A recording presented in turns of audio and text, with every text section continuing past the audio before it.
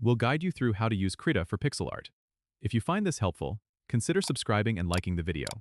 First, open Krita on your desktop. Once you're in, go to the top menu and click on File, then choose New to create a new document. In the New File dialog, set your canvas size. For pixel art, a small size like 64 by 64 pixels is great. Make sure to set the resolution to 72 dpi, as pixel art doesn't need high resolution. Now, go to the bottom left and click Create. With your canvas ready, head to the Brush Presets docker on the right side of the screen.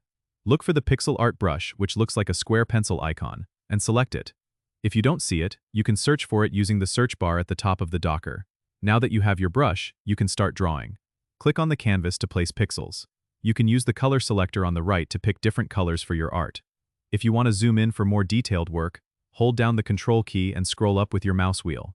To move around the canvas, hold down the spacebar and click and drag. If you make a mistake, press Ctrl+Z to undo your last action. For additional layers, go to the Layers docker on the right, click the plus icon to add a new layer, which helps keep your work organized. You can name your layers by double-clicking on their names. When you're finished, go to File, then Export, and choose PNG as your format to save your work without losing quality.